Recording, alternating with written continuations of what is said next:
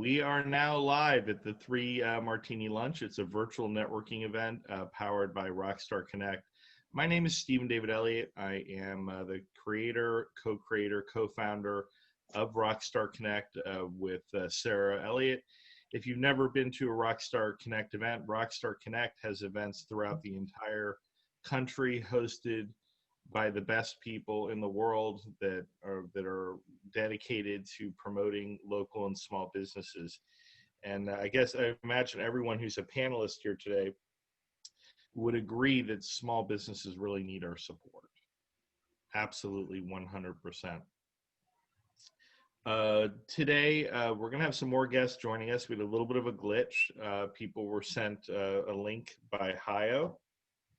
We are definitely partnered with Hio. We are definitely not using them on this event today. So please make your way back to the Three Martini Lunch, where we're going to have a little bit of a discussion. Now, our panelists have been coming on the program, many of them for months upon months since we started this in March, and they've contributed so much to the conversation of the way small business has been going, what it means to network, why is it even more important today to participate in your network. We utilize the Success is Contagious model for this panel. And with the Success is Contagious model, we ask everyone what their success is in the week, hoping that everyone will catch their fantastic success. And then in the second hour, we have a thought-provoking question. This week, the question is being provided by Sarah Elliot, who is the co-founder of Rockstar Connect and the producer of this show.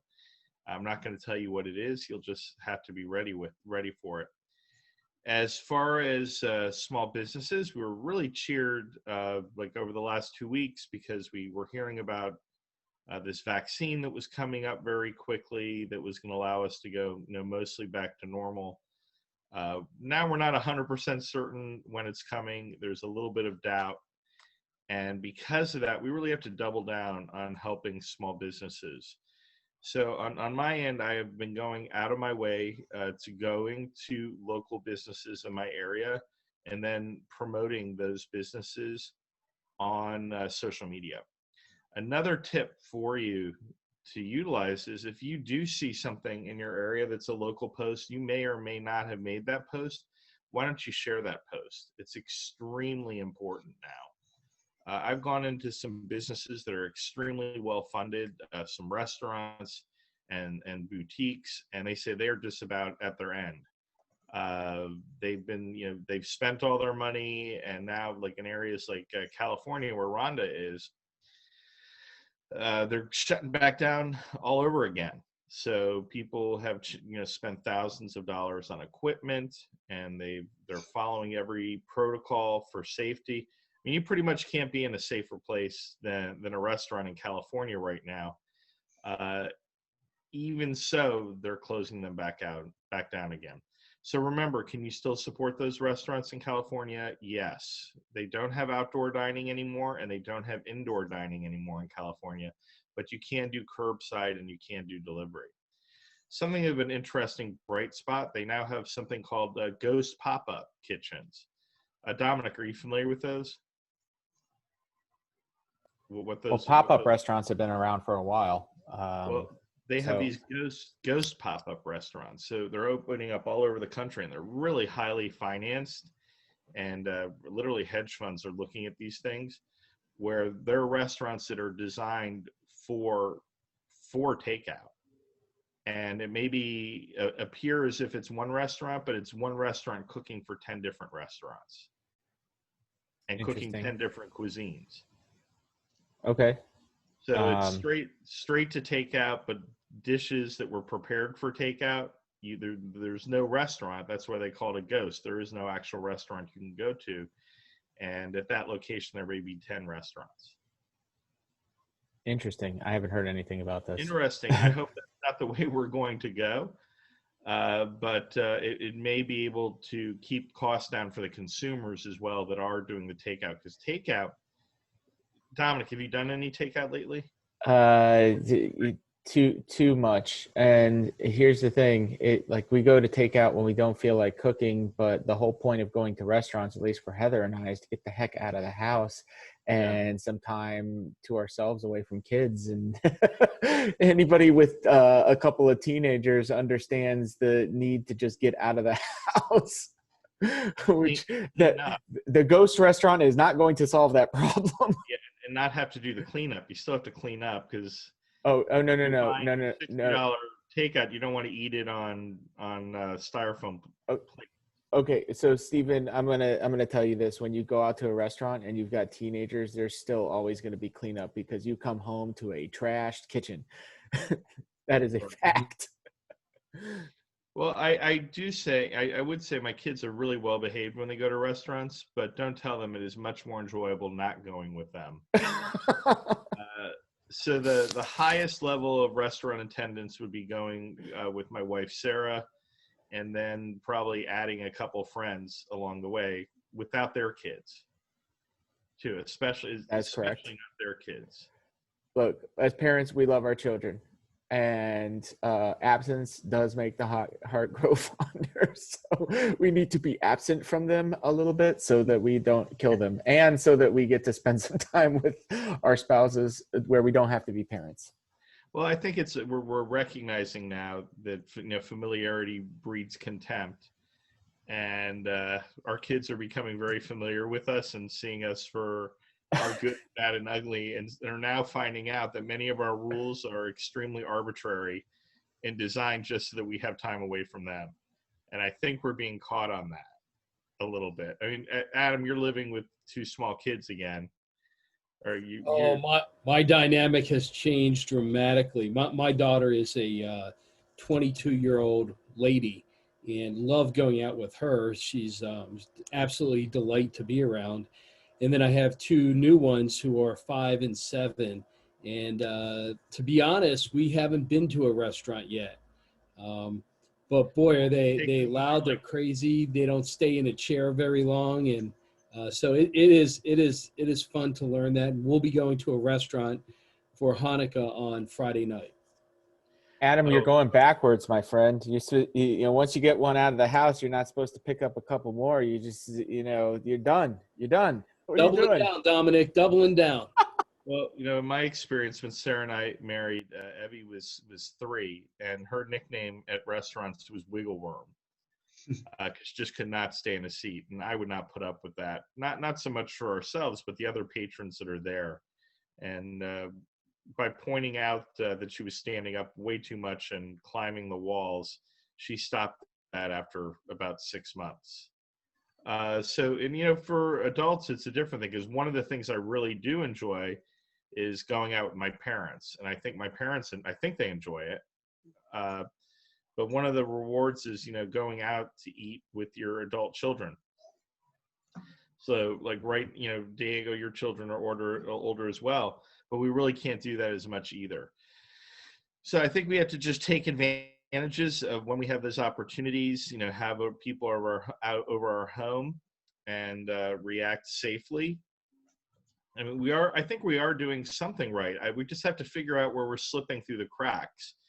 A recent study just came out in Nature magazine, where they looked at 9 million people that were asymptomatic carriers of COVID, and they found that they were not out of those 9 million, only 300 passed on the disease to other people, only 300.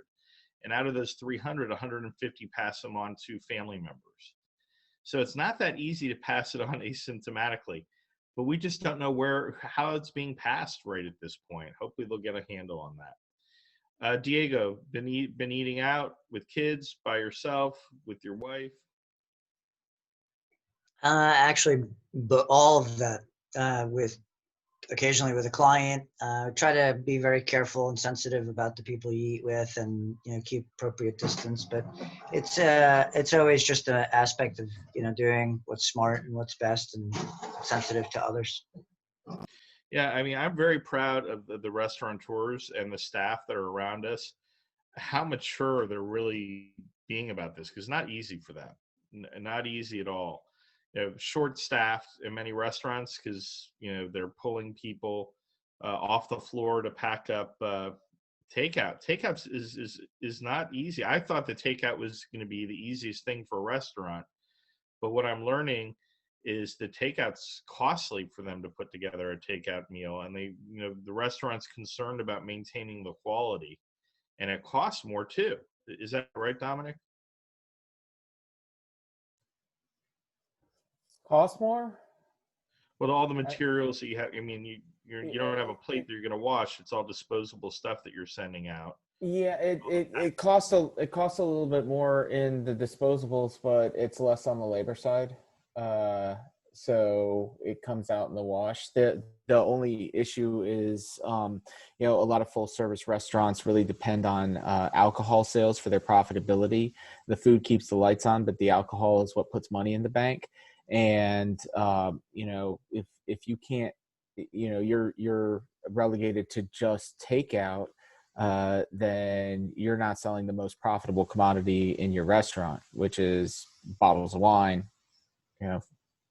liquor that, you basically mark up, for the price of 3 shots, you can buy a whole bottle, right? So, that's businesses are losing on that end. And of course, businesses are in business for profitability, but that's not the only reason why they do it. Some people do it for lifestyle.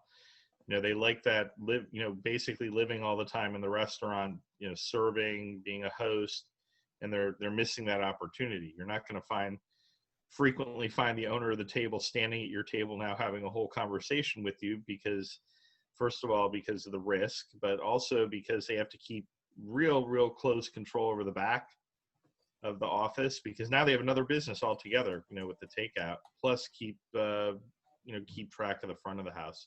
Arline, so down in Florida, there's a lot more restaurant going on. That was hard to say. It's wide open here. You can do anything you want. My husband and I, we just go to outdoor restaurants. We don't go into any inside ones.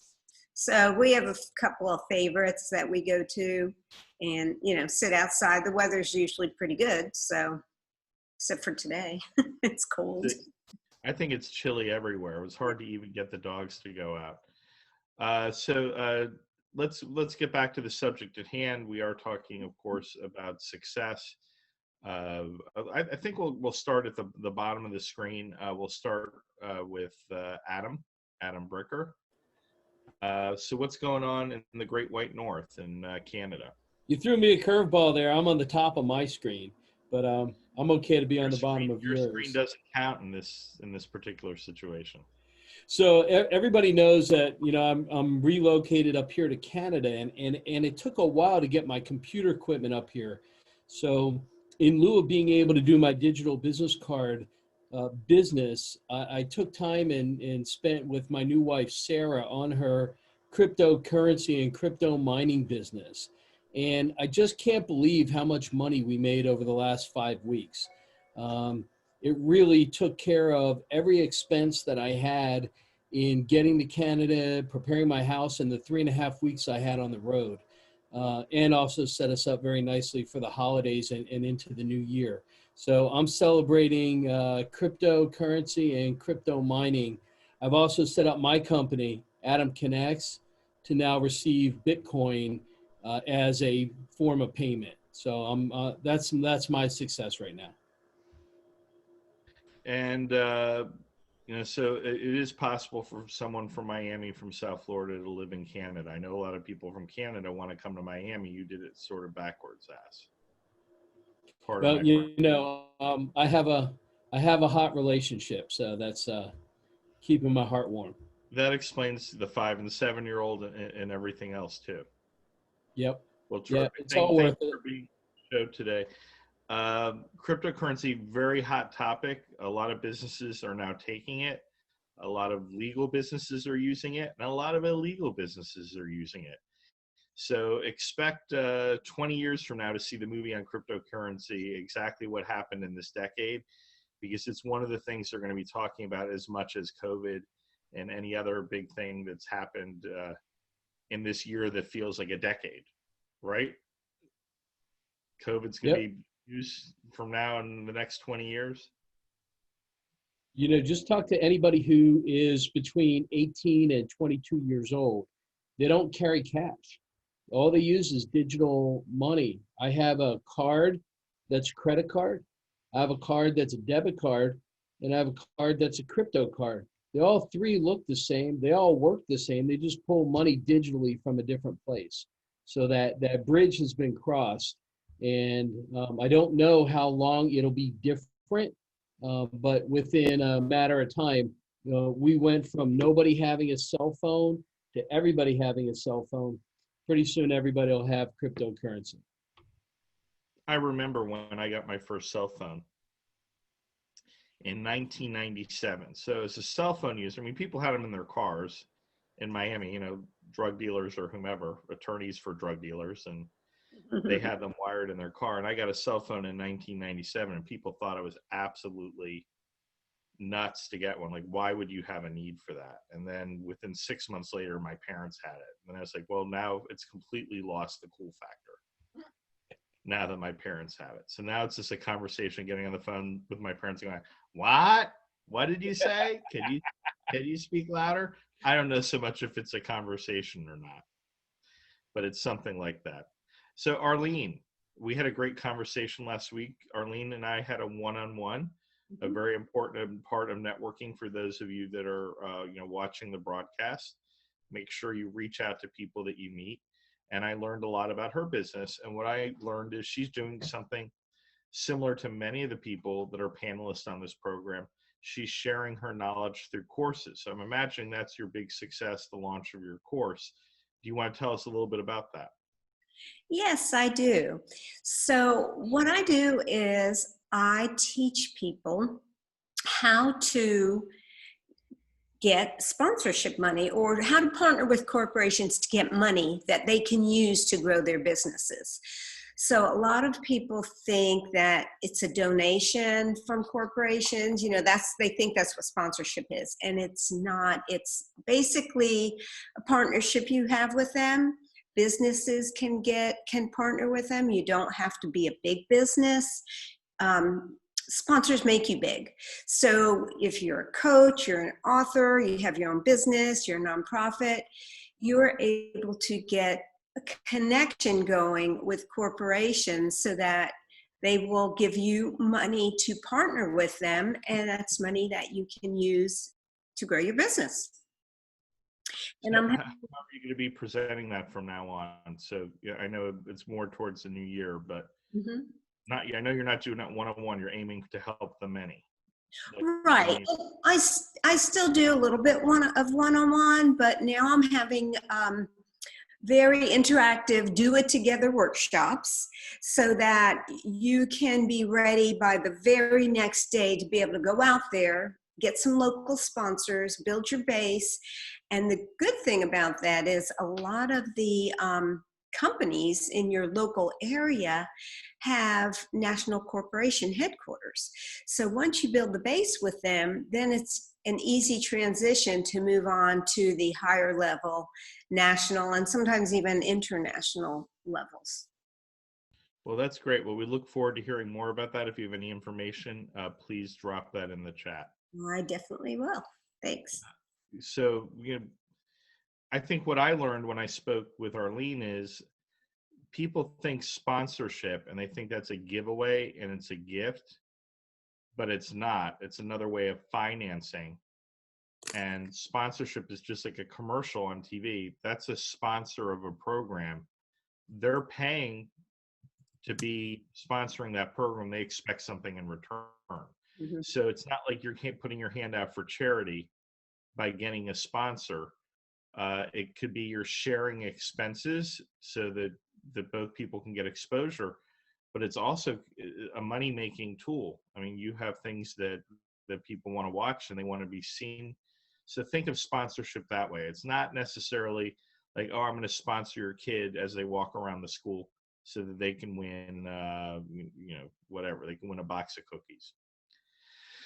So although a box of cookies is not a bad thing.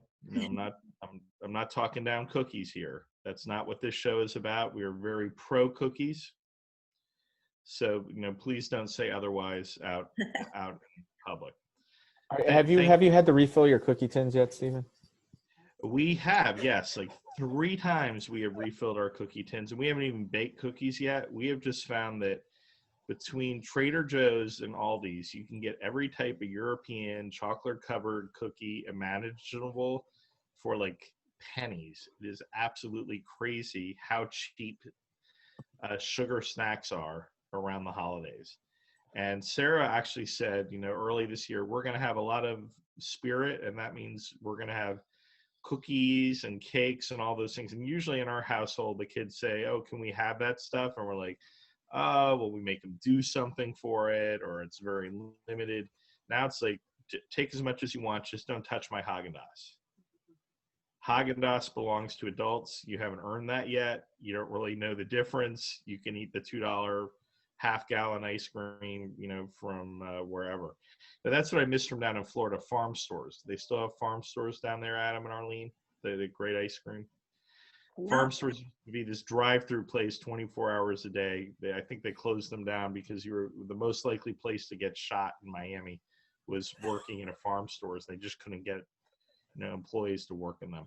But no, how many times have you filled your tin, Domenic?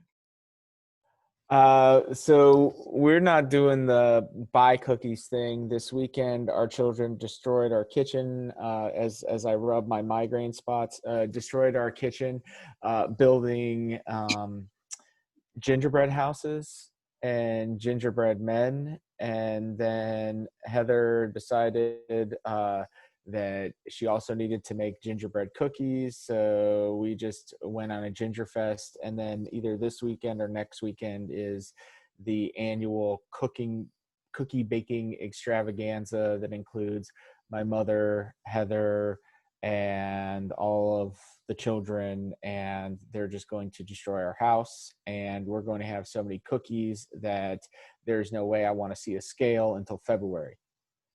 I mean, the cookies I think are a great protest against the crap things that may be going on around us. Cookies, chocolate, liqueurs, all that stuff. I mean, I encourage you to indulge.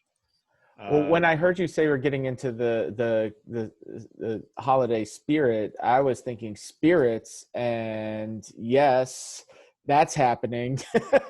I think that the number one industry to benefit from COVID, I mean, aside from Zoom and digital platforms like this, is the liquor industry. Package stores, liquor stores, ABC. Yeah. Distilleries, breweries.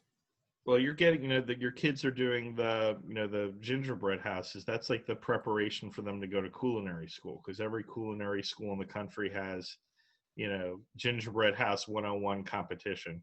That is false. That is absolutely false. Absolutely true. I stand by that. Yeah, well, you tell me that when you go to culinary school, sir. The odds of that happening are slim to none. We talk about debt sometimes on this show. That's a great way to get it. And, yes, and not get out. As is someone who's preparing to send, their daughter to art and design school. That being said, she did get a second acceptance, pretty early to SCAD, which is the Savannah College of Art and Design, and we're real excited about that. But yeah, prepare for the holidays. As far as spirits, I am just such a bad drunk, because I have to drink a lot to really enjoy it, and I'm not that ambitious. So, and I do that intermittent fasting too. So by the time I remember that I'm supposed to drink, because it is the holidays, it's already gone past my time when I'm allowed to drink. Or I make the drink and I'm sipping half of it, and it's like 7 o'clock. I can't have any more calories. And I have to save those 10 calories for like Tums maybe later in the evening. Isn't that the truth? Yeah, I mean, that's the third industry that is greatly, benefiting from COVID, the antacid industry. Yes, absolutely. That's true. And Xanax is doing well. Everybody is buying new and what have you. But January, the big winner from this is going to be anyone that does exercise and nutrition courses on Zoom. They're going to be making an absolute positive killing. And anyone that helps people get anyone out of debt. Because right now, I cannot believe the amount of Amazon trucks that are going down my street. Diego, we spoke to you about restaurants, but what about your success in the last 2 weeks? Have you been doing the Christmas spirit? Have the Amazon trucks been hitting your property? Yes, they have. I don't want to dishearten anyone who may be listening with regards to their children and whether there's a man in a red suit who'll be coming down the chimney. But our kids were very proactive and handed us a piece of paper with exactly what they wanted, prices included, and no consequence to the bank account. And this was after getting them new phones and new car this year. So Smart. Yeah, so Amazon has been a regular visitor to our house already. And so how old are your kids? They're 15 and 17, and I don't want to make them sound like they're horrible kids. They're actually great kids. We're blessed to have them. They are absolutely no trouble whatsoever, other than to our bank account. Yeah, but there's some pride in that, being able to, indulge your kids. I mean, everybody wants to be able to do that. And so what would you count as some of your greatest successes over the last 2 weeks since we've seen you, or 3 weeks actually since we've seen you? Well, going into Thanksgiving, I honestly thought we were going to have a little bit of a slowdown, and I was actually preparing several of our clients for that. The Monday after Thanksgiving, things just got hot again. So we've got 3 properties that are under contract, 2 that are negotiating leases. But I'd say my biggest plus has really been that I've been able to refer business out to several of my very encouraging and strong referral partners. And that's always a big win for me when I can give back to those who constantly give to me. That is the best thing. That is a great gift. And real estate is absolutely crazy all over the country. Interesting news today, the biggest increase in the market right now is homes over $1 million, which are usually, in most markets, the hardest homes to sell. They're going really fast. And in our market here in North Carolina, you're going to find as many cash deals over $1 million as you will under $200,000. Let that sink in. I mean, in our market, if you used to buy a home over $650,000, your agent would prepare you to say, hey, when I got to back you out of this thing, it may take 2 years. Now it takes a day. This weekend, I think that I'll probably end up adding a few $1 million in sales, for the last month of the year. Everyone is looking for something. Thank you, Diego, for your information. Rhonda, would you like to share? First of all, when I spoke with Arline last week, I'm sure your ears were burning because I thought, wow, it would be really good if you guys spoke with one another because you help the same type of people. And well, as Arline was speaking, the first thing I thought was, I want her information. I really want to get to know that woman because that's the first time I've been exposed to her, and that's actually why I love this Rockstar platform because of the people that you bring, like Dr. Bricker and Domenic, and just like the coolest people show up here, Stephen. It's like my favorite.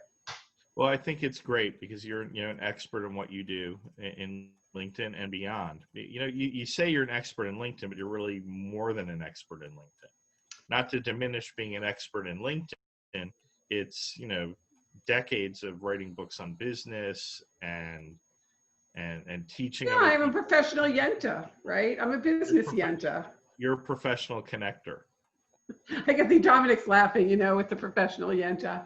But it's funny you were talking about courses, and part of what I'm doing in 2021 is a couple of things. Number one, for God, since 2009, I think, a long time, I've been writing profiles for people. Right. So I jokingly say I get people out of the LinkedIn Witness Protection Program so they can get found and be visible, credible, and profitable. And one of the things that I'm finding now is that, especially in specific verticals, people want to do it themselves.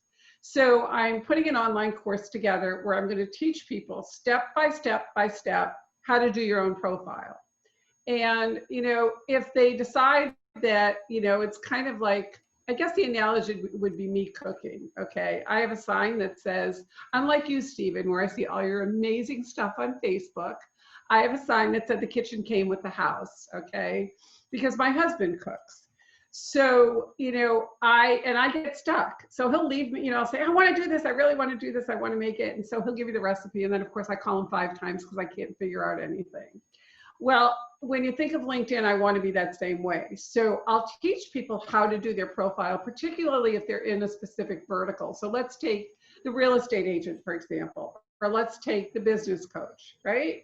It pretty much can follow the recipe. And then the next part of it would be, obviously, you know, you'll jump on a call with me or whatever. So what I'm doing is I'm putting together a LinkedIn course, which will basically teach you how to create your profile. It's not going to teach you how to monetize it, but it will teach you how to do it. And then the second one that I'm doing, which is really, really, really the fun one, is I'm creating an online course teaching people how to read faces.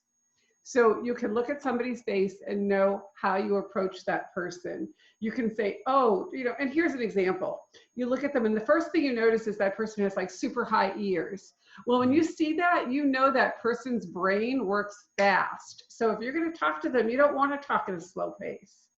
And I'm just going to basically take the top 8 features so that you'll be able to develop instant rapport and tie it into LinkedIn. So that's the exciting stuff that I'm working on and the successes. And, you know, getting adjusted to my husband, who is now newly retired and trying to find his sea legs because he's only been retired for a week and he's a man of routine. So this is very interesting. Excellent. Well, you know, I spoke with Mark is supposed to be on today, Mark Sher. Well, no, maybe he isn't supposed to be on today, but he said we need to put that call together. Yes, we do. Myself, and then maybe later on your husband. But I had an interesting LinkedIn sort of experience that last night that was sort of eye-opening. I was speaking to a friend/client that I met at my North Hills networking event, and then later on through the men's club at the synagogue, and I've done some transactions with them in real estate and advised them in real estate investing. And it just came up, so happened that their son is at SCAD, that art college I mentioned. She said, oh, well, your daughter and my son really need to connect up on LinkedIn. I go, oh, that's funny. His son is, you know, in his 2nd year of college. And he said, yeah, it's like right now, because of digital, a lot of kids in college, I guess they're not kids, young adults in college are now creating LinkedIn classes. Classes or profiles? Excuse me, LinkedIn profiles. And what it thought to me is, I said, wow, that would be a great opportunity to create something, because a lot of people are doing, you know, free LinkedIn webinars. Right. So that then get your LinkedIn business. Imagine if you made one that was free LinkedIn webinars for teenagers on how they can create their college LinkedIn profiles. You know, it's with their parents to do it. That's really interesting. You know, it's funny, when my daughter was in college, she was looking to get an internship at Hotel Del, okay? And she looked at my LinkedIn profile and she said, Mom, you have a first level connection to the guy that I have an interview with. Do you know him? And it turned out I actually knew the guy both personally and professionally. And she said, well, can you reach out and ask him to put a good word in? And I said, only if you let me do your profile for you. So I upgraded my daughter's profile, right? And my friend reached out, and it turned out she actually did get that internship. But the part that was so cool was that the guy who interviewed with her sent a note to my friend and said, thank you for introducing Stephanie, but she did it on her own. Okay. And again, it was the power of LinkedIn. But what my daughter did was she actually sent a thank you both to the person that I knew who said something on her behalf, and to the guy that ultimately hired her. And I benefited because I got a free weekend at Hotel Del, when she got the internship. So it was a very cool win-win all the way around. So in your opinion, should, for those of us that have teenagers, that would, be Diego and Domenic, myself, and I don't think anybody else here has, Clint has teenagers. Us having like sort of a LinkedIn session with them, we could do like a little group together with you just to see if it has the potential to be a class. Well, yeah. And, I think the thing that people underestimate, and I mean this across the board for the kids, for everybody, is the power of the testimonials and the recommendations. I mean, look at the people that are in this group and look at the people that you attract. It's such a high level of people. And if we just, gave each one of us a recommendation about the character and what we know that people do. Now, I know, Domenic, with you can't because you've got compliance issues. But, for the rest of us, just... Oh, no, please give me a recommendation on LinkedIn. Don't let that stop you. Okay, so should we write about how handsome you are? Should we just write about what a great guy you are? You can do all of the above, please, and I will figure out how to get it through my compliance department. Hey, Dom, what's that Steven always used to call you? I don't know. I don't remember. I am not going to mention that. I think it was World's Greatest Lover. Ah! We're bringing that back. We're going back to June.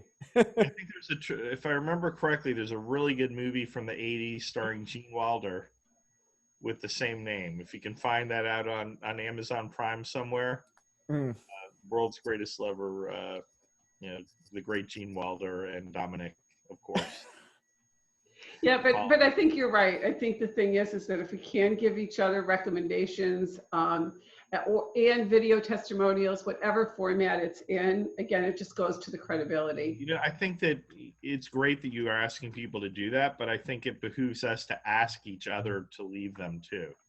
That's what I was saying. That's exactly what I'm saying. Yeah. So like, Domenic, you should ask me for one, and then I have it right there and I can do it. So Scott Rutter, who has been a panelist on this, who's involved with Rockstar Connect, he is a king at getting. I left him a recommendation and a testimonial because it was right there. How couldn't I? I had the link. It was so easy, and you can even on LinkedIn, you're able to dictate the testimonials as well. You can use the Siri on your phone. Well, one of the things that I like to do when I give a LinkedIn recommendation is I say, where else do you spotlight your business where I can share the same recommendation? Google. Google My Business, or your Facebook business? Do you have, Angie's List, or Nextdoor, or whatever it is that you have, and you just copy and paste it. Boom, boom, boom. Now, they've got the same recommendations everywhere, and, wherever they're being found, credibility. That's excellent. Yeah. Another good thing is if someone asks me for a recommendation, sometimes they'll say, could you give me like 4 bullets of what's important to you in the recommendation? Because everyone has got a recommendation that's like, may not be worth a damn because it's talking about an aspect of your business that you really have no interest in pursuing, or maybe they knew you in a past life and it's the wrong information. What are your thoughts on that, Rhonda? I like that. And what I would do is I would even be a little more specific. So I might say, Stephen, how has the work that we've done together helped you to benefit in your business? And I would ask you to specifically write the recommendation based on what I've done for you and what the benefit has been. Because it's always being written from the standpoint of benefit, not feature. Because when somebody's looking at it, they're saying, oh, wait a minute, okay, if she or he did that for that person, then they could do it for me, right? And the part about the recommendations that's really cool is you're one click away from that person's profile, so you know they're real. 100%. And it all goes back to, what we talked about in Rockstar Connect. With Rockstar Connect, just because you haven't had a dollar pass between you and another person doesn't mean that you're not part of the same tribe and the same nation and you can't speak to their talents. Yes, that's exactly right. In fact, I'm going to introduce you to a gentleman named Bob Friedenthal, who has, all of you would benefit from this actually. It's a platform called My Cities. and it's actually a place where people can put recommendations. It's the coolest platform you've ever seen. And he does some stuff with LinkedIn too. So I'll make an introduction, and let's see if we can get him on the platform. You guys will hit it off really well. Excellent. Terrific. Hey, so I'm going to talk about this a little bit when we get to Jennifer, but I'm not going to skip Domenic. How are we putting together YouTube with LinkedIn? I know a lot of people are really jumping into YouTube since they have so much video content from being in all these Zoom rooms. Rhonda, have you explored that at all? Say it again, the Zoom rooms? Well, I mean, since we have so much video from being on panels like this and, you know, other virtual networking, we have video now. So people that are now going on video for the first time because they said, I'll never go on video, and now they're doing it all the time. They have all this video content to use. Can they use that on their LinkedIn? Absolutely. And you know what, using something simple like Movavi or Camtasia and just, you know, editing it out. The one thing though, this is the caution, get permission. If you're going to use somebody's video, make sure you have permission to be able to use it.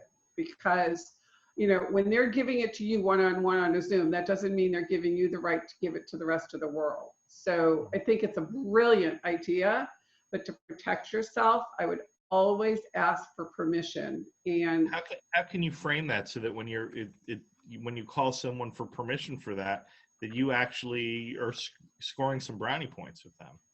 Well, here's what I would say is, you know, it would mean the world to me if you would allow me to use this testimonial that you've just given. And please make sure that you tell people how they can reach you and where your website is. So what's in it for them? Well, obviously, if they're giving a testimonial, they want people to be able to go check them out. So it's visibility for them. That's the same thing as the LinkedIn recommendation. The last one that's written there is probably the first one that's going to get seen. So if you wrote it for somebody, guess what? Good chance they're going to click over and look at your profile. Good point. At LinkedIn, you have to, if you're not doing LinkedIn, you have to look into it. It's one of the few areas where people have not turned off notifications. If Facebook, you have Facebook after 6 months, if you don't have your notifications turned off, you're a nut. Because you'll just be hit all the time, you know, with my recipes and stuff you don't really want to see. But on LinkedIn, you turn off your notifications, you're turning off money. So that's not going to happen. So definitely use your LinkedIn. LinkedIn, well, I was just going to add to that. LinkedIn Messenger, though, is, I mean, that's essential, right? Yes. People use that like they use text messaging. They do, and look for the little green dot, because if you see the green dot that's filled in, yeah, they're there. There's a very good chance that person's actually there. And what I love, and I think you use this too, Domenic, is just send an audio message from your phone. That's the quickest way to get someone to respond when you're sending a message. You know, in California is like whatever platform he's using, he always sends a recorded audio message. Yeah, and then people respond that way because it's so easy, right? Yeah, absolutely. Well, I respond back with but with the typing. The doesn't probably translate to typing to you guys, but I mean typing. So concentrate on your LinkedIn. Let's go over to Domenic. Domenic, what has been your success in the last 2 weeks that you'd like to share with us? The last week, and that can be family oriented, it could be business oriented, whatever you like. Oh man, business has been going great recently, and I have just, I'm doing some outreach to folks, but I have had clients calling my phone off the hook since Thanksgiving, and I just, I think it has a lot to do with the election's over. There's some, the end of the year is coming up, so they want to get work done before, the year comes to a close. They want to do it before they get too busy with the holidays, and life insurance before they take that vaccine. Or before they, potentially test positive for COVID. I will say something, this is interesting. I'm not sure if I've mentioned this before, but if you test positive for COVID right now, you're not going to be able to get life insurance. They're not going to cancel your old stuff if you have it, but if you're wanting to get more coverage, you're going to get automatically declined by any company right now if you test positive for COVID, because there's just too much uncertainty with it and companies aren't willing to take the risk. So if you were thinking about upping your insurance coverage, do it like sooner than later, because, you know, if you just get randomly breathed on by somebody and you don't know where it's coming from, you could end up not being able to get what you want. I would imagine that soon that, you know, the insurance companies are probably going to look at your social media. And if you said you had COVID, you know, it's going to be right there. Or you, oh, I'm not feeling well. Or, well, fortunately, there are insurance companies can only get information from legitimate sources, right?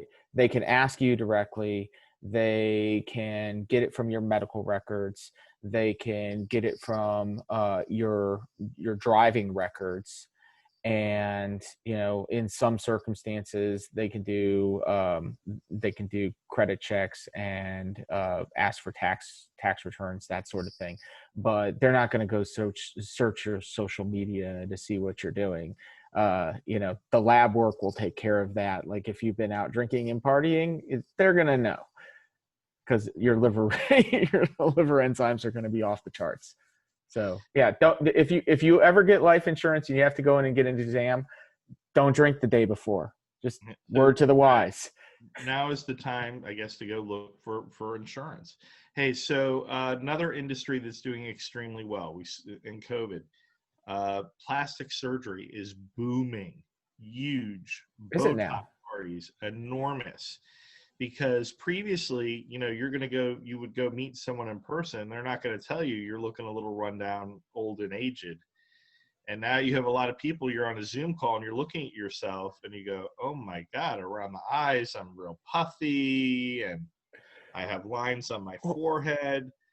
So it's interesting, and I've noticed this. I've had this conversation with a number of different people just about the nature of, you know, video conferences and Zoom calls and the positioning of cameras and how you have to look. And most people spend, you know, like 90% of their time on these calls looking at themselves, right? They're not looking at the other people, because if you look at somebody else, you actually look like you're looking away on camera. So the only way to keep it like you're looking directly at folks the other direction is to look directly at yourself, and then you notice all of those things. And then the lighting's a little off and it highlights, you know, like I'm looking at myself right now and I'm going, damn, I got a lot of gray hair and I got to do something about that. Never noticed that before. But yeah, you're right. You know, people are taking a lot more time to see themselves because of this. See, I'm bad because I don't look at myself. I look at you guys. So I'm probably looking like crazy eyes. I'm looking right at Domenic on my screen. I'll look at Shaun. Yeah, you're like sideways, right? Your eyeballs are going one direction and your Einstein hair is going the other direction. And I've really patted it down. I have to tell you, you know, pre-COVID, it was, you know, haircut once a month. Now it's a haircut once every 6 months. Not because I'm afraid of getting COVID. It's just I hate, you know, the waiting there to get it, you know, now to get the cut. It's just, you have an appointment and it still takes you 2 hours to get in. But as far as yesterday, I was showing a property, you know, final walkthrough for a client. I haven't seen her for a month because, you know, basically that's how long most real estate transactions hopefully will occur, you know, from under contract to close in 30 days. She said, "You lost so much weight." First thing she said when she saw me, I go, "Oh, that's terrific," because I haven't been on a scale for like a month, although I've been doing the intermittent fasting. So maybe just, you know, I can judge my weight loss by these people that don't see me every single day. But I have to tell you, this crew looks really good. I mean, I noticed, you know, Adam looks great, you know, up there in Canada. Andrew just got married. I mean, his coloring looks great. Either that or he got a new light bulb. You put a new light bulb in he just looks like awesome and happy and smiley. But we're a smiley bunch. That's something, I was at the grocery. I don't go to the grocery store that often. I use Instacart. Very infrequently do I go, maybe once every 2 months. And I went over to the local Harris Teeter. They had some incredible sales on stuff that I like, in the clearance section. And I'm wearing my mask. And usually when I go out, and in the past, I will say hello to strangers. I will wave to them. I will smile at them. I find that when you're wearing the mask, you don't really smile that much. It's not like a smiling thing. And you can sort of tell that other people aren't smiling too. And it didn't seem like necessarily a bad thing. It was just something that I observed it's silent. Like grocery shopping is silent now. There's no people smile when they're smiled. You smile at somebody, they're going to smile back at you. But if you smile at somebody with a mask on, they can't see that. So and you couldn't see it either. So it's just perceptually less. Yeah, I mean, when I started off in real estate, one of my favorite places to prospect was to go to the grocery store. Like other agents would say, what's the best way to go to get business? I said, go to your local grocery store 5 times a day. Treat everybody that works there like really nice, and they're going to point you out to other people. Like, because new people come into town in Raleigh, they'll tell the grocery store people about it. You should definitely go to the grocery store 5 times a day if you're the realtor that's on the little ads on the carts. And then you should stand by the carts and be like, that's me. That's me. Yeah, that's funny because that's a constant argument. Is that a waste of money, or is it, a well-spent money? It's branding. Like branding. What do you expect your return on investment to be? You need as many repetitions as possible, I think. So I think it's great on the shopping cart. I'm just too cheap to do it. I rather just get my branding done out there through my own company, through Rockstar Connect. But for people that want to put their ads on those carts, I think people look at them, especially if you go there all the time. And when you're ready to hire someone, that may be the person that you hire. Clint, let me ask you a question. Since you're an avid golfer, do you ever look at the ads on the scorecards? Oh, 100%. Yeah. Yeah, because a lot of them are coupons. like there's a couple of golf courses around here that'll put you get free chips and a drink when you order a sandwich at at Jersey Mike's. So, and it's a franchised business in Hillsborough. So absolutely. And there's a lot of those that do it. The local ones that are not like the bigger country clubs, those are usually the ones that have it. The other ones are usually national things, like the bigger country clubs and stuff. But I'll tell you, I got when I started off in real estate, I was offered about $200,000 worth of free direct mail on the basis of I had a friend who owned a direct mail company. He was new to it. He didn't know how to deal with small businesses. I helped him write the contract. I trained his employees, and they gave me an enormous amount of. He had a coupon thing, like a little envelope with coupons. And I said, how am I going to use that as a real estate agent? What am I going to do? Get 50% off my commission? People are already asking you to do that. You don't want to give them a coupon, and then they're going to ask you for all your commission gone. So what I did is I went to the local businesses at the best establishments in the area. I introduced myself, and I said, I really like your business.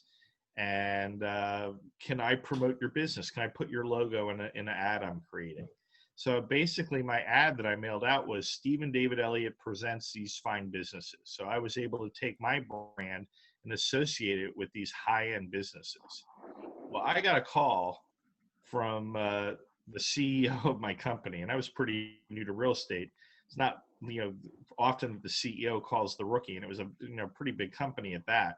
He said, that ad was just brilliant. That's absolutely brilliant. And I said to him, well, what got you to the coupon? Someone in the company must have brought it to you. He said, no, absolutely not. Everyone needs dry cleaning coupons, right? And the wealthier you are, the more dry cleaning coupons that you're going to need. And people that are wealthy, they're not going to leave a penny on the table. That's an easy way to save a lot of money, is through dry cleaning coupons. So when some of these people come to you and they offer you these branding opportunities and you say, oh, it's an absolute waste of money, it's an absolute waste of time, it requires, repetition and, an investment in yourself. Not everything is going to be free and organic on on social media. Welcome, Ray. We're going to get to you in just a little bit. We're going to start we're going to be starting the second hour. I would like to know, where's Jennifer? Did we lose her? Oh my God, I feel very bad. Can someone send a note out to Jennifer Williams? I apologize that we didn't get to speak with her before the hour was up. Andrew, what has been your success for the week? I got 2 listings in the past 2 days. That's always terrific. Fun. Congratulations. Unsolicited. So you want some cash deals so you can get those closed out for this year, right? Yeah, the irony is they're both listings that my client bought cash. So I'm hoping somebody else has cash they want to get rid of so we can close them super quick. That's terrific. I made a referral to Andrew earlier in the year, and they were very happy with him. There wasn't a lot of meat on the bone there that Andrew would send me a referral fee, and that wasn't expected. I was just very happy to take care of my customer because my customer had begun to see me as a miracle worker. They could do anything for him. And if I couldn't get that property sold, and this was not an easy property to sell. So basically they had started renovating and stopped and left everything there. It was a trailer, yeah, and junk and all sorts of stuff. And he got it sold. I want to tell you, they were very happy with that. And they sent me a nice little present. Cool. So thank you for making me look good. And not only that guy this week, he bought a home with me, and he listed 2 homes with me. Heck yeah. I'll send you my LinkedIn thing so you can leave me a review. Well, let's leave a review for each other. Haven't I already left you a review? I'm sure you have. I forget I have LinkedIn a lot. Well, you shouldn't forget. You need to be an expert with it and, contact Rhonda. Ray Fuentes, how are you doing today? Very well, thank you very much, and thank you for helping Jessica get into her new home. I appreciate that. Yeah, so this is a story. So Ray, I don't know how it came up. We were just having a conversation, and he was telling me that his daughter really is just enamored with North Carolina and really wants to move to Raleigh, but hasn't figured out how to pull the trigger or whether she's really serious about it. She has to talk to her husband about it and everything else. And he connected us, and after like a 30-minute conversation, I think she texted me a half hour later, said, "I'm all in. I put my house on the market down in." It was years. It took her years to make the decision, but after being on the phone call for 30 minutes, I'm ready to do it. I feel confident that I can do it. And so Ray made that introduction. Well, today she moved from Fort Lauderdale, Florida. And I don't want to make anybody from Fort Lauderdale, Florida feel bad, but she recorded today. So she's moving into the house today. And they printed an article on the Drudge Report that said Fort Lauderdale is the worst place in the United States to live. Yeah, I just saw that. I sent it to her. I told her you moved just in time. We sent it to her simultaneously. So that worked out really great. So I imagine that's your big success for the week, because you're probably going to follow her from California out to North Carolina. No, not yet. Not yet. I still got a lot of work to do here. Okay, very good. So what has been your biggest success this week? So my biggest success this week, I had my first coaching client, which is pretty exciting. For those of you that don't know, I've been coaching real estate agents in real estate, how to do real estate for years. But I recently signed on with the Ziegler brand and have started coaching individuals on some of Ziegler's processes, which is exciting. So not only am I coaching and training regular real estate agents, I'm also working with small business owners. And by the way, this all came about because of Rockstar Connect. So it's very exciting. My thing is, everybody has their own gift. I think my thing is to, help and serve.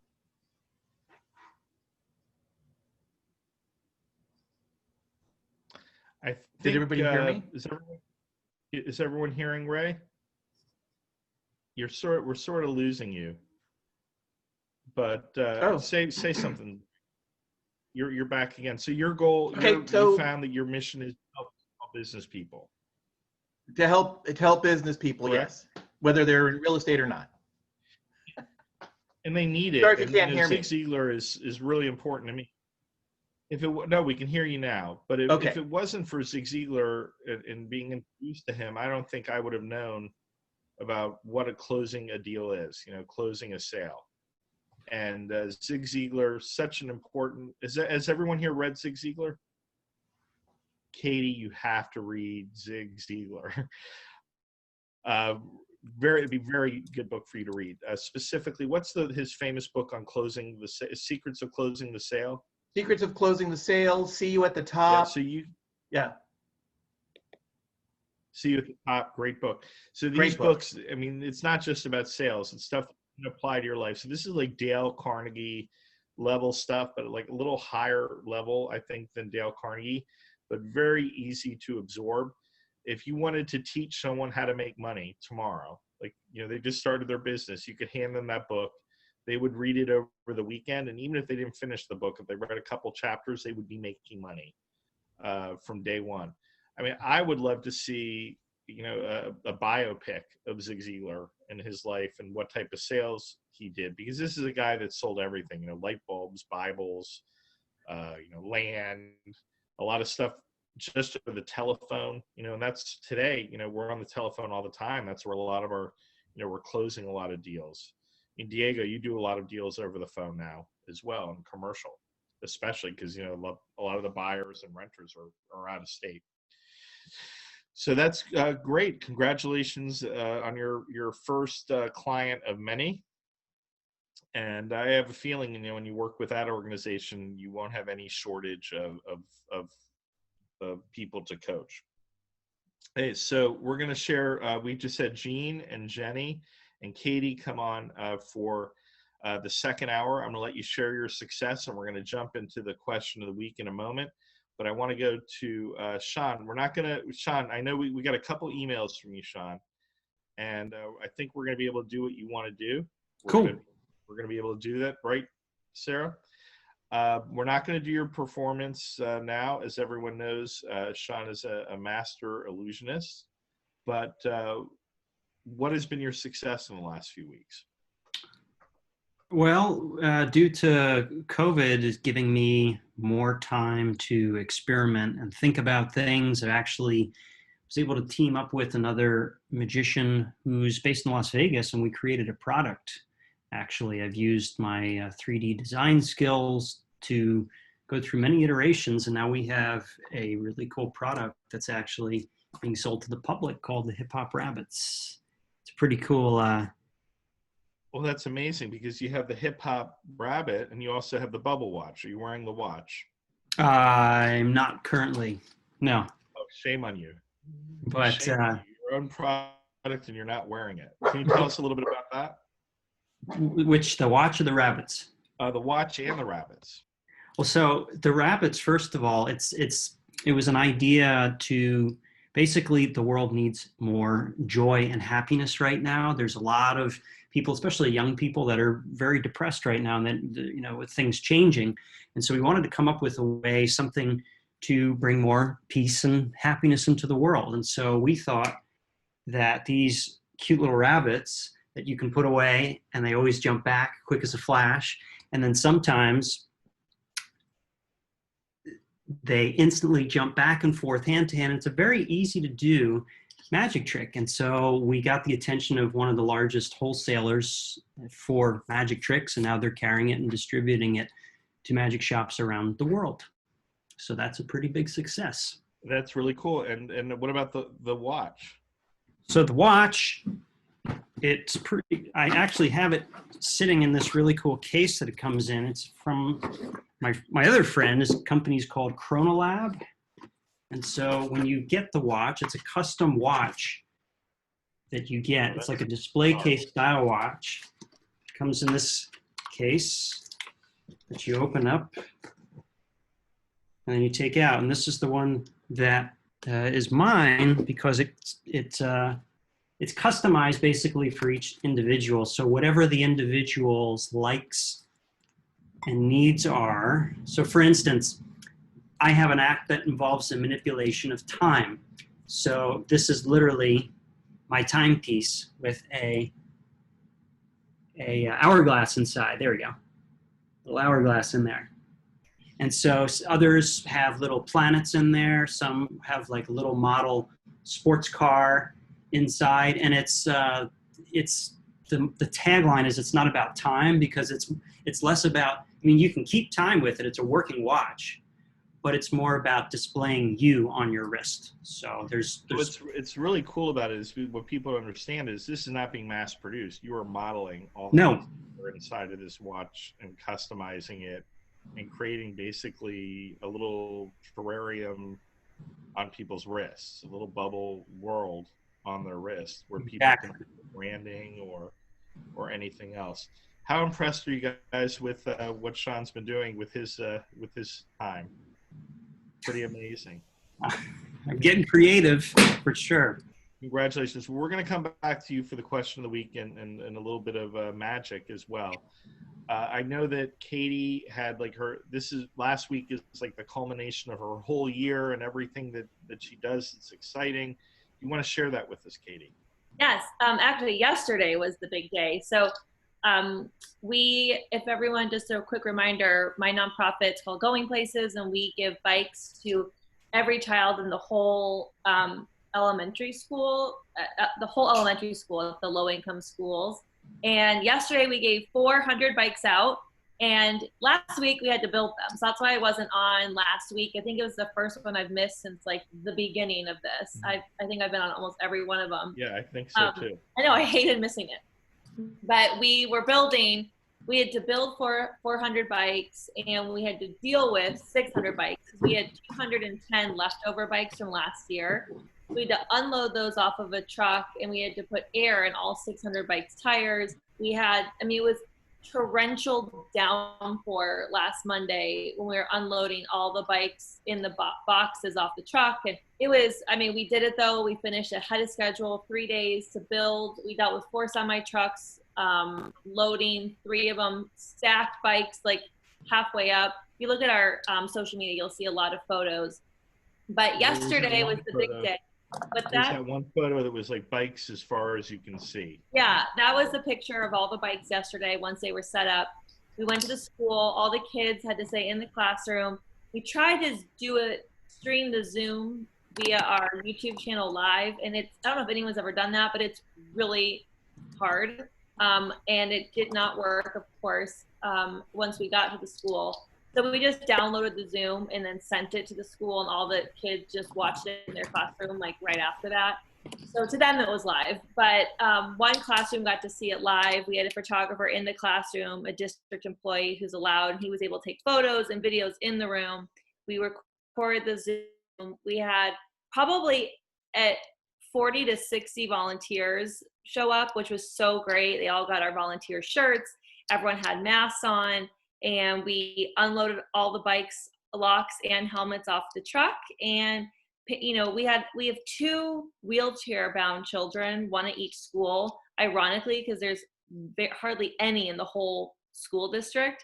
There's like 50 kids total, K through 12, out of the whole school district. And 2 of them happened to be at the 2 schools we chose to give bikes to, which was really great because they're not going to have the opportunity to get, the custom bikes for them are $1,300.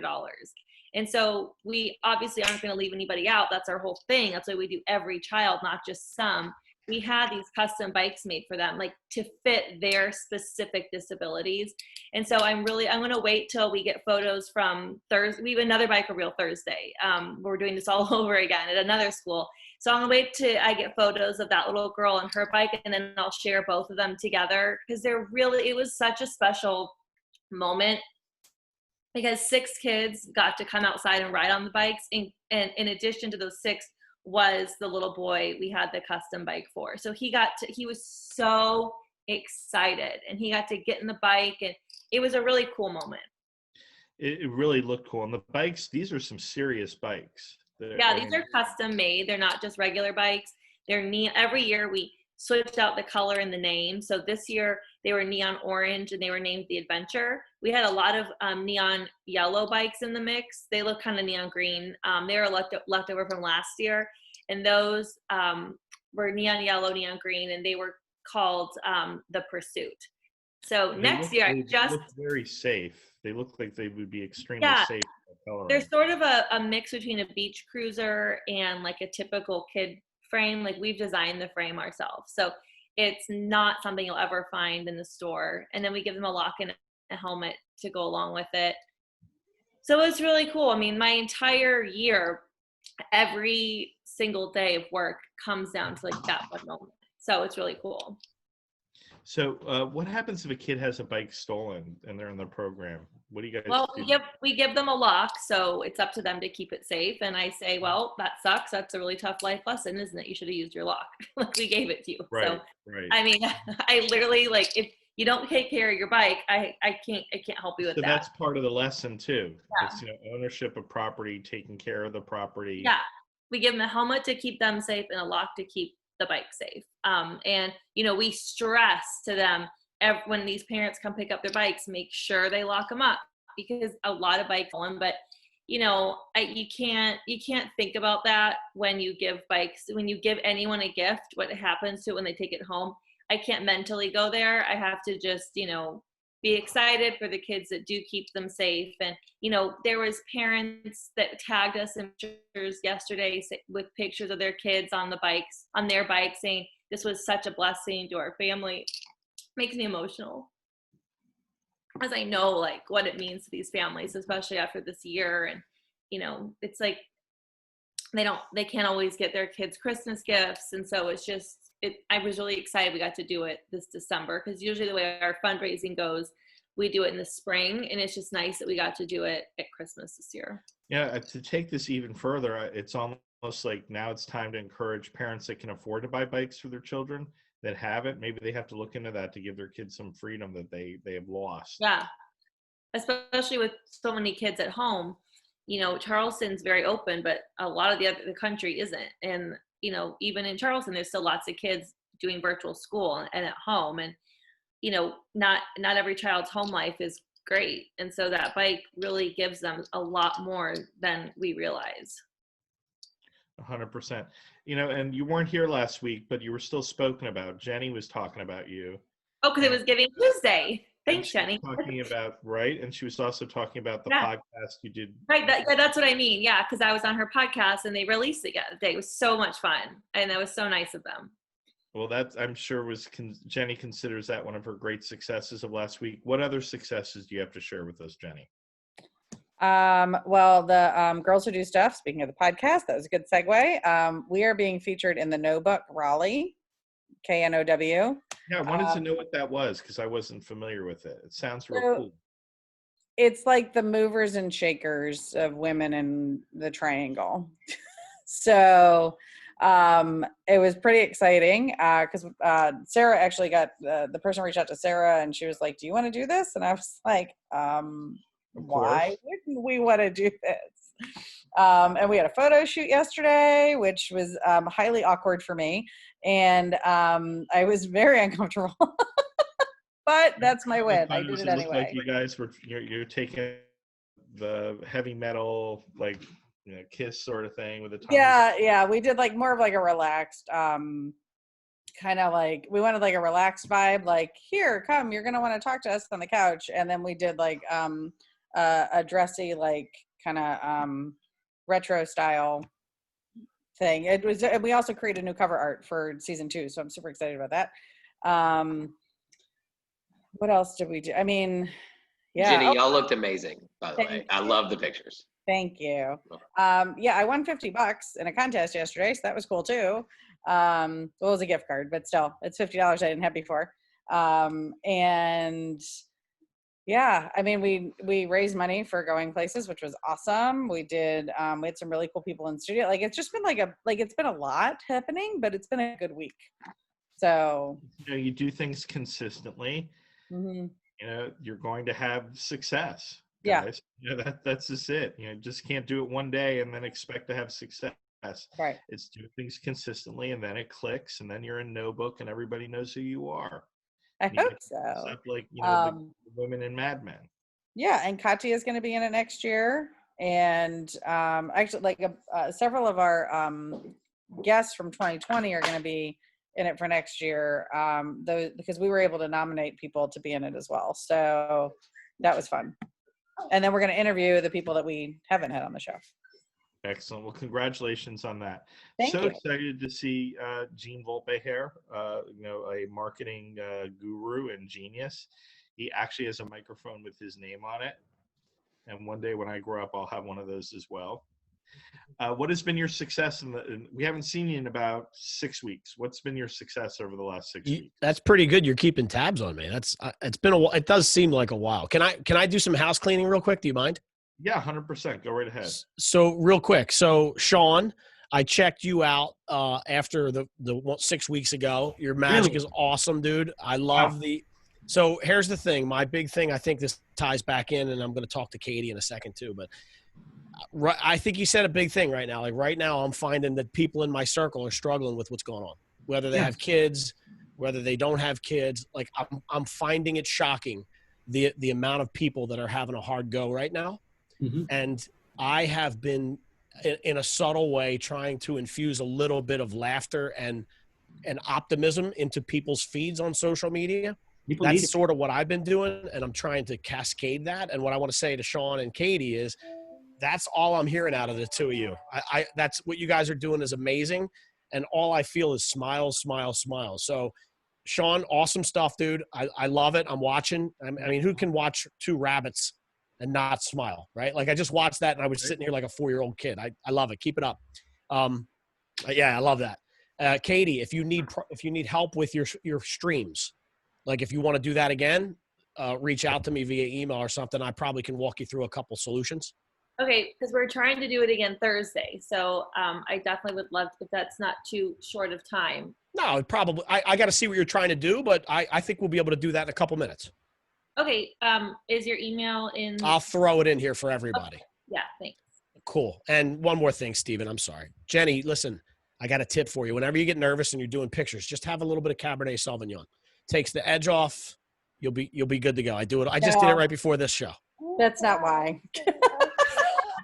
It's because I'm a photographer and I don't like being in front of the camera. I understand. I totally get that. So like if I were to have alcohol, it would make it probably like 20 times worse. Yeah, you're probably right. But that's what I do. It works. And it would make me extra awkward. Well, there's something to keep in mind too, and this as a photographer. We all look at our photos online and they look really weird to us because it's a perspective that we're not used to. The only time we see our image otherwise is when we look in the mirror. Yeah. And that looks normal to us. So that's why frequently when we pick our own pictures and we put it up on social media, we look like a freak show to other people because we're showing them an image that they're not used to. So I do a lot of video and a lot of podcasts and other things like that. I try not to listen to my voice, though. After being on radio or internet or TV for basically 30 years, now I can stand to listen to my voice and I actually like it. Images, I don't even look at myself ever on the screen. And that's why, as I told Domenic, I have crazy eyes because I'm actually looking at all of you while you're speaking. Hey, Gene, do you want to dive in, because this will be fun, into the question of the week? So Sarah, can you come over here and say the question for the first time? This makes me nervous. Here, because Sarah came up with this question today. Okay, so between the holidays of giving thanks and giving gifts, what are some things that you can give that don't cost you anything, and what else would you like to receive that wouldn't cost anybody else anything? Okay, I'll answer the first one. What can I give? My time.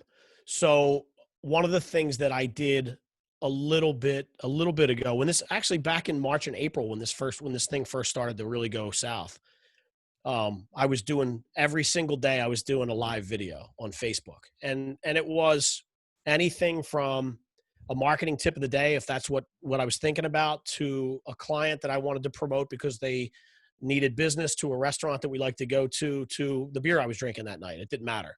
And you said a little bit ago, Stephen, consistency over 30 days was a huge thing, right? And one of the things that I started with was I started to realize that people needed an outlet and needed to yell and needed to talk. And I started this thing called Superpower Coffee Hour. And what I did was I blocked off 2 hours of time on my calendar on Monday, Wednesday, and Friday. And I created a Calendly. And I said to people on my lives, if you need to yell at somebody, if you want to talk negatively about your husband or your wife, if you want to just BS about coffee, it doesn't matter to me. From 10 to 12 Eastern time, I'm going to be sitting with my cup of coffee, and I invite you into my world, and I'll sit here and do whatever you want. You want me to listen? I'm here. You want me to yell at you because you feel like less of a man than you should? I'll do it. Whatever you want to do. We can talk about anything you want. And I actually reconnected with a lot of people, and you figure it was 6 hours a week I was opening my schedule, but they weren't filling up. You figure I was probably spending 3.5 hours talking to different people. It re-sparked relationships. I know that it was an unintended consequence. I made extra money because people called me because they wanted marketing help. Like that happened as an aside. That wasn't the reason, but I felt that giving my time to a lot of people made those people a little bit happier than they were the day before, I think. I think that's a great gift to give, and I think it's a common theme amongst the people in this panel. I mean, everyone puts themselves out here, every single day, and for their clients, both in social media as well as in person. And it's important, and it really is important to people. And I run several community pages that are very large. And yesterday I was with clients for about 3 hours, and I had people that were writing to me saying, is everything okay? I made a post like 10 minutes ago and you haven't approved it yet. Are you okay? Are you in the hospital? Because they're so used to, having that outlet, and the community pages are doing exactly what I want them to do. It's not just people promoting themselves and their business, they're promoting other people, and they're putting up little funny things, and they're putting up spiritual things to help uplift other people. And I love that it's, people of all different ages too. It's not just like, millennials, it's boomers and Gen Xers, getting together and sharing things to make each other happy. Thank you so much for being back on, Gene. And I'm glad you and Katie are going to be able to connect. So for this question, it's a two-part question. We do have some time constraints, and we want to see, Shaun perform a little bit. So you can choose either part one or part two of the question. So let's go over, let's start with Clint. And Clint, you can either choose what would you like to give that costs nothing, and what would you like to receive of value that costs nothing? Well, that's funny that you should say that at this moment, because Gene and I just made an appointment to talk to each other on next Tuesday before this program, because my friends and I have been working for about a year to get a podcast ready that we have been wanting to start, and we have been through the necessary steps so far.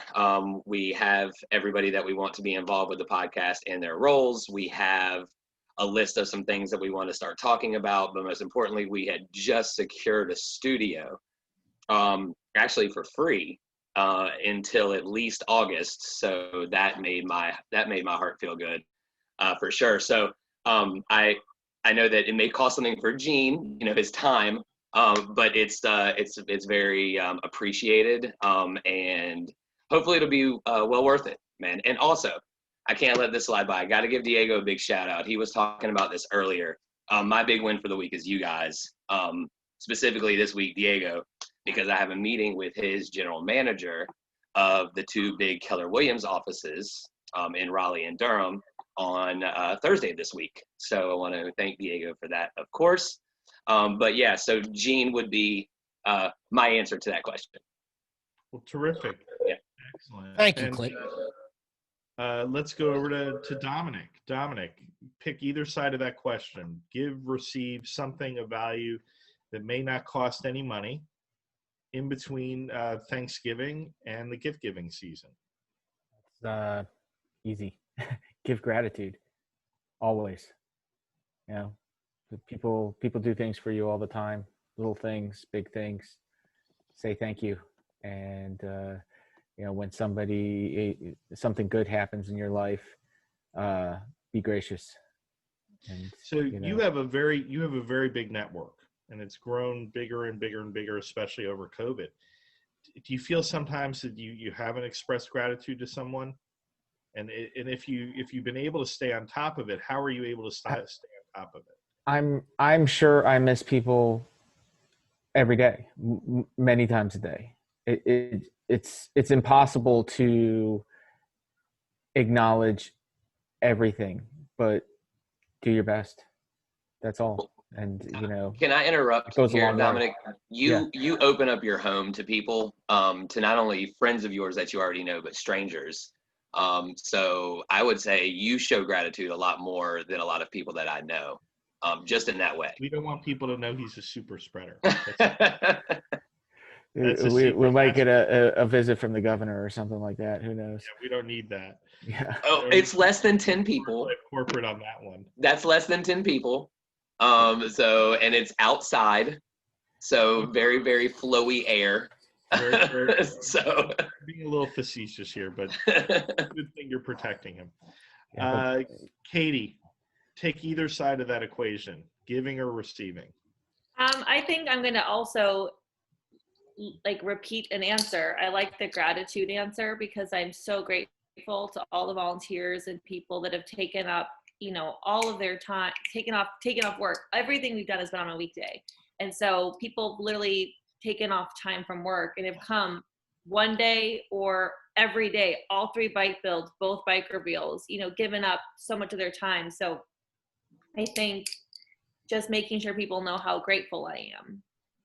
Are you surprised that, when you started out doing 3 Martini, in March, did you know it was going to have such an impact on your organization?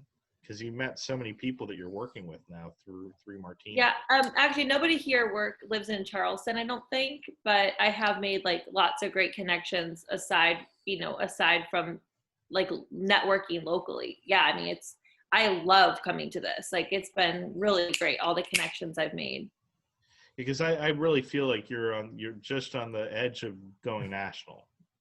We are. We're so many things have gotten so close, and then this hasn't happened yet. So I feel like this year we really hit a great new level, and I just feel like next year will be even bigger. I mean, I was told just in the last few weeks, 10 different companies selected us to be the beneficiaries of their end of year giving.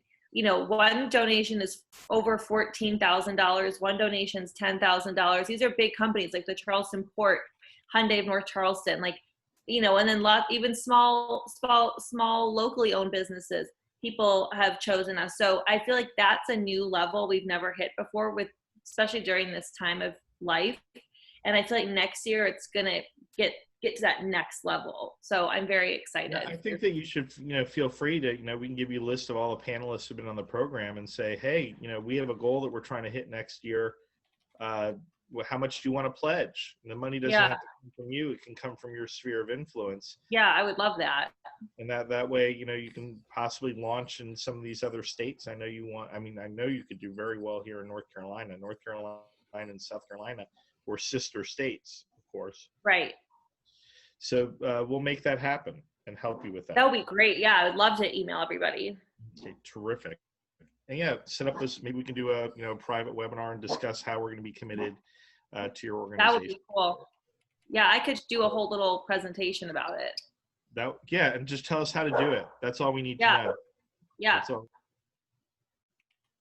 Okay, guys, that is the barking puppy. Sarah's going to go chase down that's the little puppy making that big noise. So, Jenny, what is that next to you? Okay. Is that your daughter? Yes. She says she's a small man.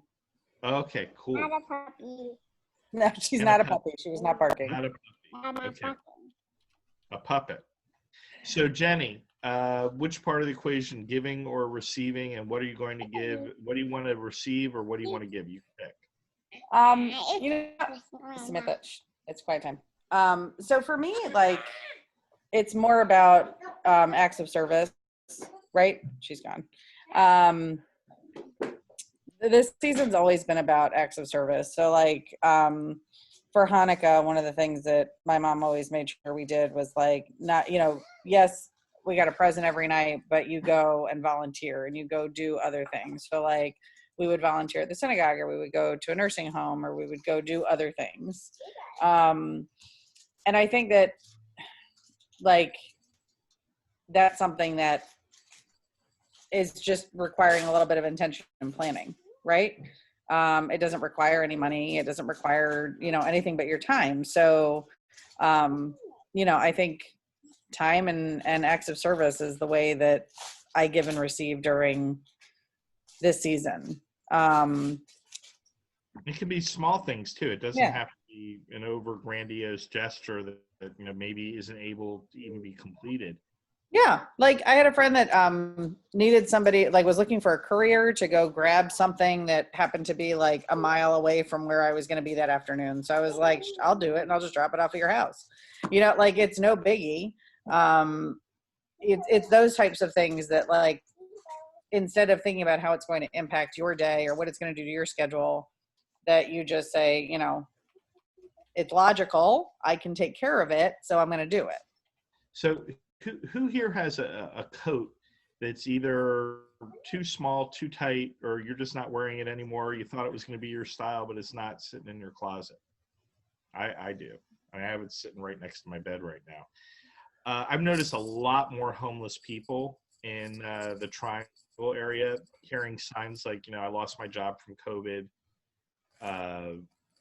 You know, a lot of these organizations are stretched to the limit.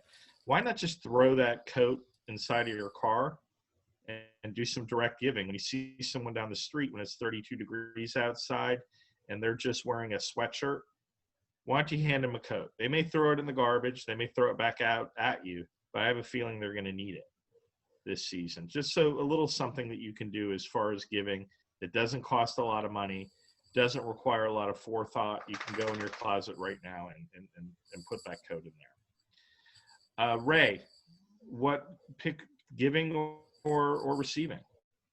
What do you want? So I believe I'm truly blessed in that I receive through giving. So I would prefer to give because that makes me happy. And as Jenny mentioned, service is probably the thing I can give best. So if I can help someone, that makes me happy. That's really so good. I would give somebody time, if I, as much time as I, you know, one of the beautiful things about being in real estate is I can schedule my own time. Yeah, I have to work, but it's easy for me to block off, as Jean mentioned, an hour or two, 2 or 3, 4 days a week to help somebody else, to answer questions on whether it's, you know, something they're trying to get accomplished or moving or, you know, working in the yard. I recently helped somebody rototill their, you know, their front yard.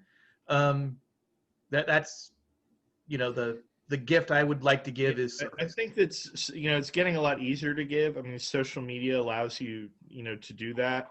And, you know, Ray and I work for the same brokerage, Fathom, great company. Our motto is be a servant. And to that end, all of our agents keep 100% of their commission. We don't pay any money to our firm except a very small transactional fee. Very small. To keep the company moving, literally like $99 per transaction. But they have created these fantastic forums for us on social media that are closed. And we literally go on there, we just help each other. And we don't see each other as competitors. So like in a lot of companies, they put their, you know, you come in every day and you see how much the other person is making. And it really doesn't work for collaboration in that regard. Here, we don't know what anybody else is making in the firm. So we all come to each other with equals and we share. And, you know, when someone is sick in the company, we take our resources together, you know, to help them. If there's a death, we have scholarships that our company provides. It's just so great to be able to give in such an easy way.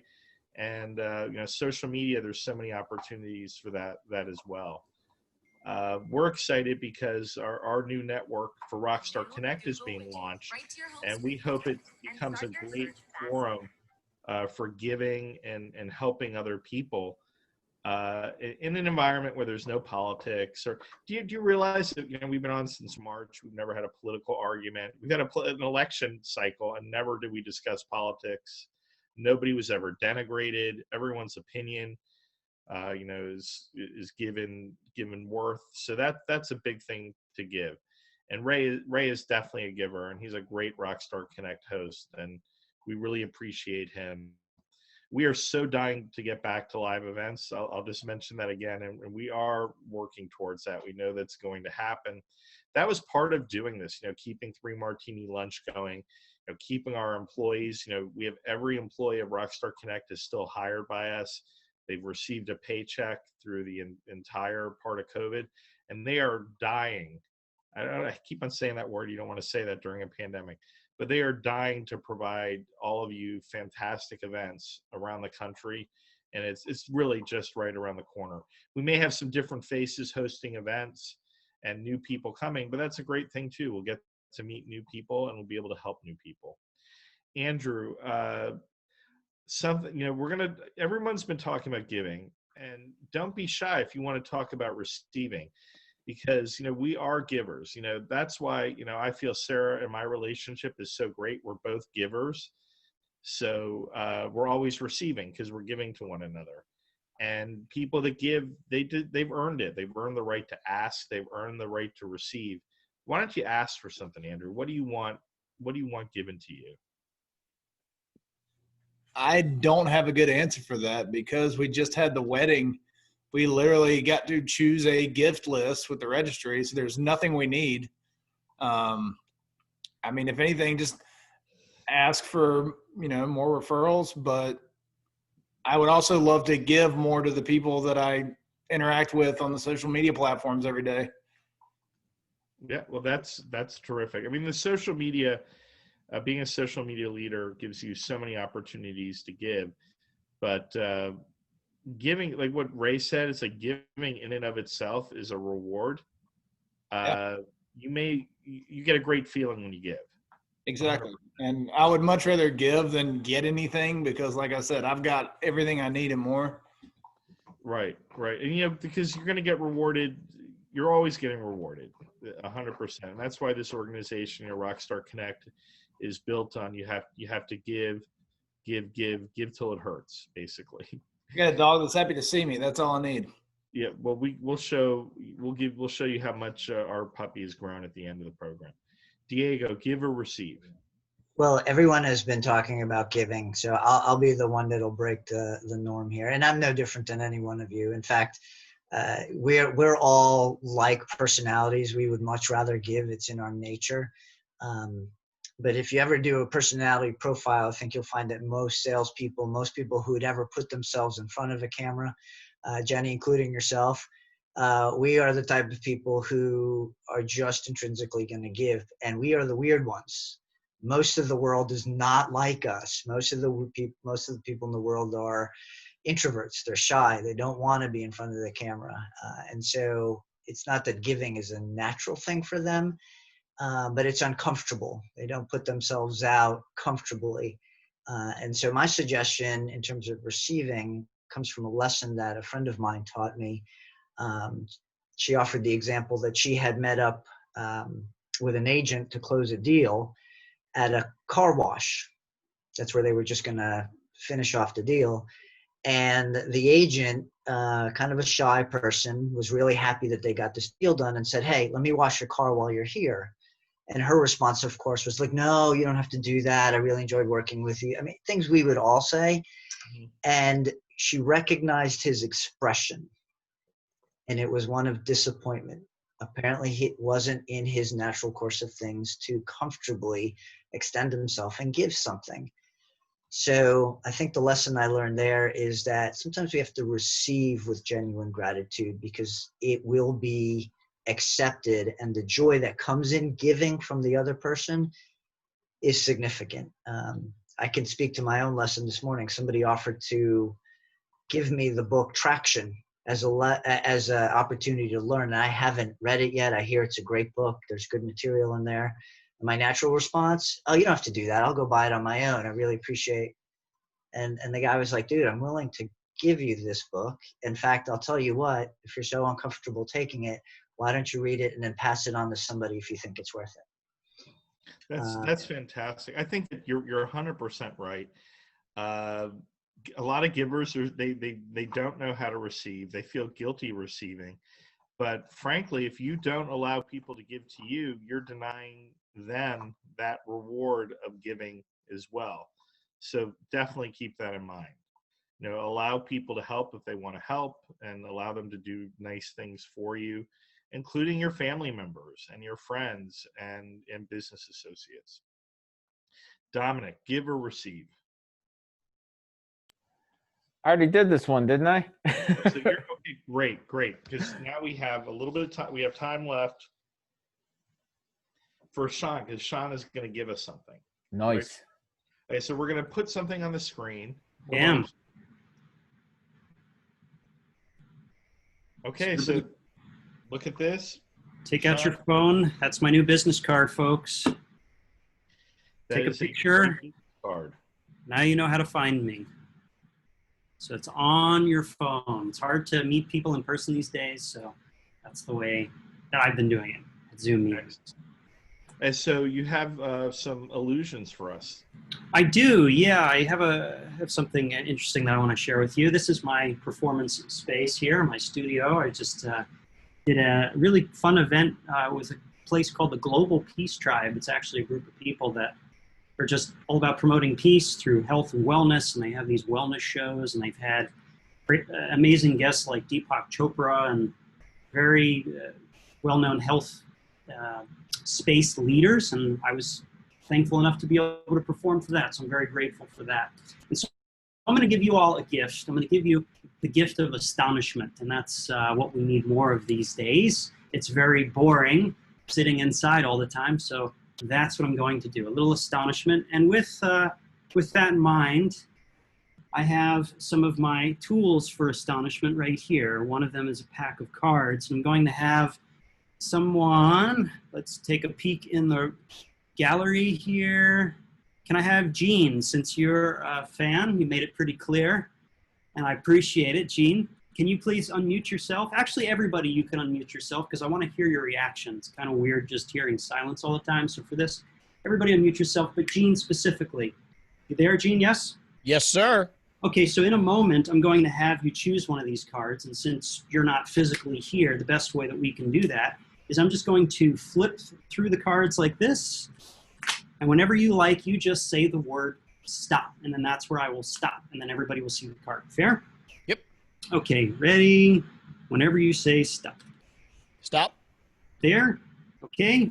Everybody sees that? That looks like the 4 of hearts. Yes? Yes. Okay, the 4 of hearts. I'm going to take the 4 of hearts. I'm going to keep it sticking out like this. We're going to switch views. Now, this was known as the trick that fooled Harry Houdini. It's a very simple trick. It involves one selected card that goes in the middle of the deck, your 4 of hearts, for instance, and then all of a sudden, without really any funny moves or anything, that 4 of hearts instantly jumps to the top of the deck. Rather strange, right? And the reason why it fooled Houdini is because it didn't happen just once.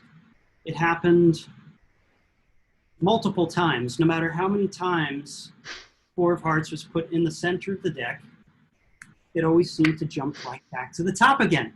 It was crazy. I mean, no matter, it goes in the middle, it jumps up at top. Even if it's face up in the middle of the deck, it still always jumps back up on top. It's a strange coincidence. I mean, if it's face up, it's face down, it doesn't matter. It always jumps. Hold on a second. My mistake. Hold on. Just give me a moment. It always jumps right up on top. That was directly in my hand that time. Now, maybe you're thinking, I have a whole deck filled with 4 of hearts, and that would make my job a heck of a lot easier, wouldn't it? But this is the only 4 of hearts in there. And just because you're there and I'm here, what I'm going to do is I'm going to mark this 4 of hearts in a unique way. I'm going to put these cards down here for a moment. I'm going to mark it in a unique way that we know we will be able to recognize it when we see it again. This is in gambling casinos in Las Vegas. They call this the gambler's nick. Make a fine little nick with your fingernail in the card so you could recognize it from a distance. I don't know if you guys can see this. Can you see this over Zoom? Can you see the little nick in there? Yep. It's kind of subtle, and sometimes the bandwidth messes things up. So I'm just going to enhance it just a little bit. I don't know if you might have to put on your bifocals to see that, but hey, it's there. It's there. And what I will do is I'm going to take this corner and I'm going to place it in this glass so it will be in full view the entire time. Here we go. I'm going to leave the glass right there with the corner. Come back to that. So we have this this torn card. So now I'm going to do this one more time, okay? Now you know what to look for, right? Everybody can see where the 4 of hearts is, correct? Can I get a yes? Yes. Okay, very good. I'm not just talking to myself here. I know you're over there and I'm over here, but where are you actually coming in from, Gene? I'm outside of Philadelphia. Okay, from Philly. All right, all right. Here we go. Through the magic of technology, we can connect over this live stream broadcast. Now, check it out. I'm going to do this under test conditions. I'm going to cover up the deck of cards, and without even looking, I'm going to reach in there. Here it is, 4 of hearts. Tell just by feel that I magically changed it into the 9 of spades. Thank you very much. Since nobody likes that one, nobody cares about that. Let's try that again. I'm going to put that in my back pocket. We'll try this again. Here we are. It's the 9 of clubs. That is also not what we're looking for. Do I get one more try? Go for it. Right, Go for it. All right, this is not working. Maybe I need to phone a friend. Hold on. The rest of the deck has completely vanished. All I have is a phone in my hand. It's actually my phone, shoot, with a reminder on here. This is kind of bizarre. Look at this. There's actually a card inside of the phone. And it looks like, does it look like a 4 of hearts with a missing corner on it? It does. Now, here's the craziest thing. Here's the craziest thing.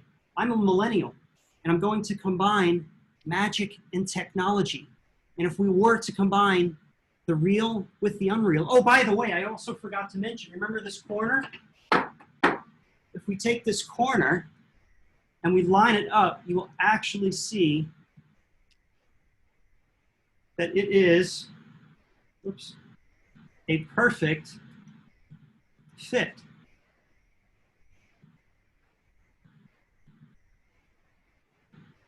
Look at that. It just fits right in there. And now the craziest thing about this is we can go from technology to reality, leaving me with just a 4 of hearts. And is that your card? That's the 4 of hearts? There it is, Gene. Nicely done, sir. Guys. Nicely done. Thank you. And thank you, Stephen, David, Elliot. And thank you, everybody. I'm Shaun J. And I can make your next virtual event a lot less boring by doing stuff like that. We're going to put your card up one more time on the screen so everyone can take a screenshot. Screenshot or on your phone. Now you know how to find me. Really appreciate the support. This was really fun. Thank you. We really appreciate having you. Everyone, I really thank you for sharing your really thoughtful answers on Sarah's question. It's instructive to all of us. It's amazing how similar Rockstar Connect hosts and attendees are. It's a whole bunch of givers. It's the perfect relationship here.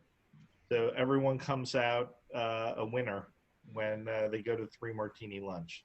I want to thank everyone for attending. I'm going to go show a property to a nice little old lady, and hopefully it's a fit for her. Everyone wave goodbye. See you next week, Tuesday, 4 p.m. Eastern time. Thank you. Thank you. Thanks, guys.